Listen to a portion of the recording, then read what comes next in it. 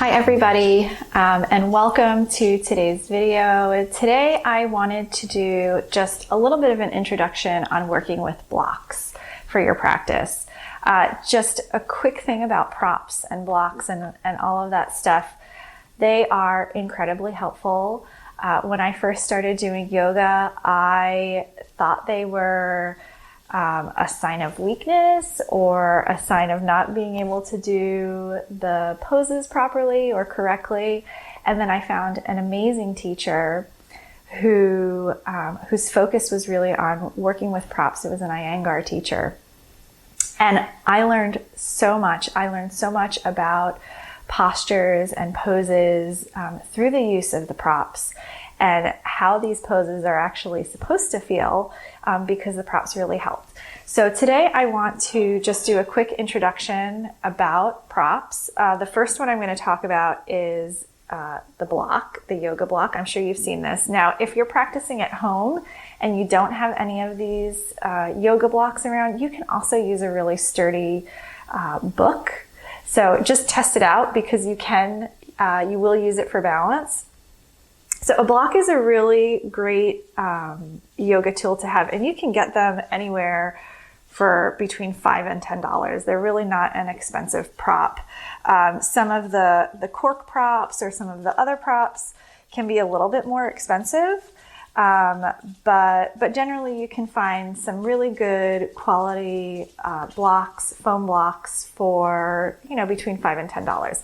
So this is a block that I have, and blocks can be great because you can use them to sit on. So if you find it really uncomfortable to sit like this, you can use a block. And my lovely assistant is here to help me, I guess, today.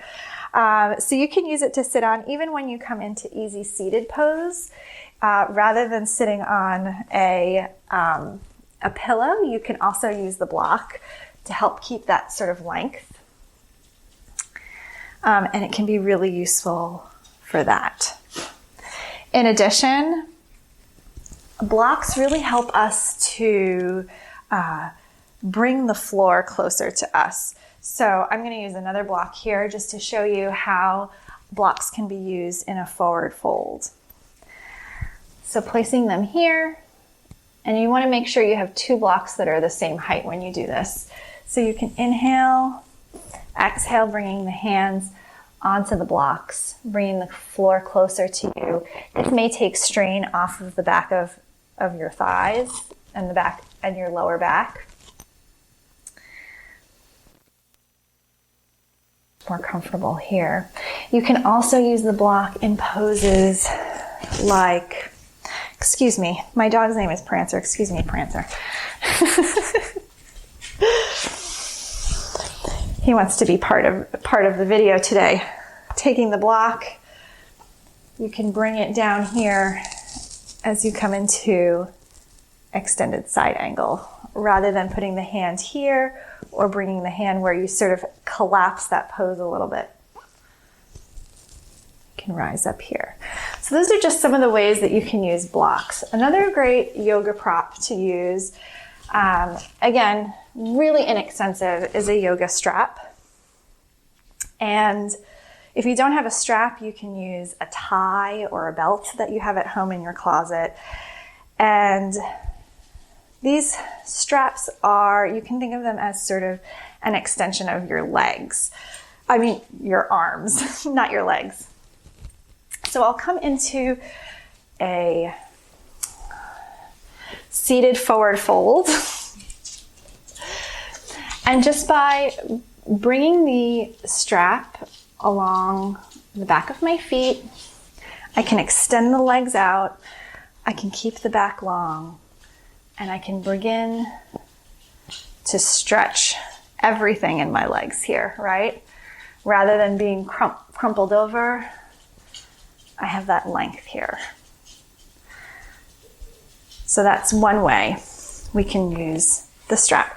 Another way, I'm going to come and lay down, and I'm going to extend one of my legs up, again, wrapping the strap around the bottom of the foot, and I can come and really find that stretch here.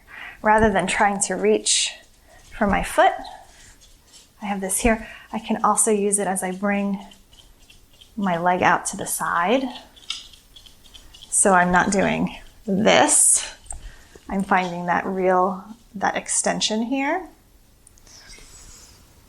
And so that's just a couple of ways that straps can help you in your practice. So we've got blocks and straps. And of course, blankets are really great. They provide extra padding on our knees. So if you tend to find that you have discomfort in the knees, in kneeling poses, having a blanket handy on the mat can be really helpful. So when you come into all fours, just that little bit of extra padding can help. Or if you're in a kneeling lunge, again, that blanket can really help with padding and providing that additional support. You can also use it, just as you did with the block, to come into a seated pose here and just provide a little bit of that extra lift as you sit in your seated pose.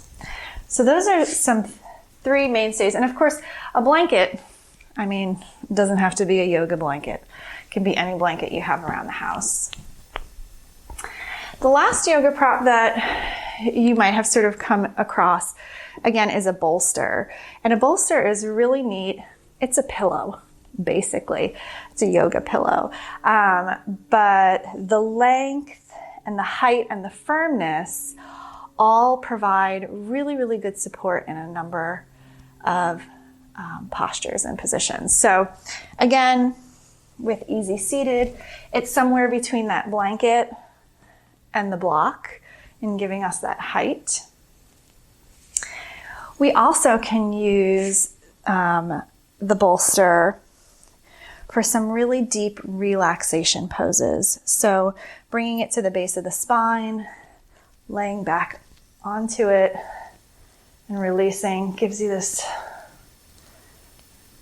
wonderful and deep relaxation pose here.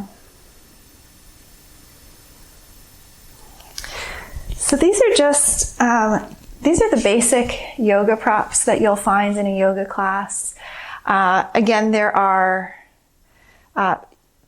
versions at home that you can use if you want, books for the blocks, a tie or a belt for the strap, a pillow for the bolster. And there are all different ways to use these within our practice.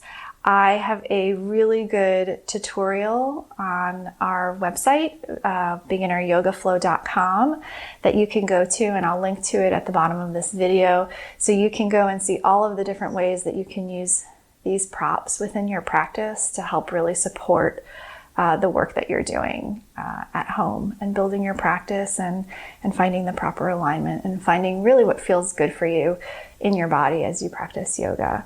So thanks for checking out this video, and also don't forget to check out the rest of our practice videos here. And if you like our channel, of course, like this video and subscribe. Thank you so much.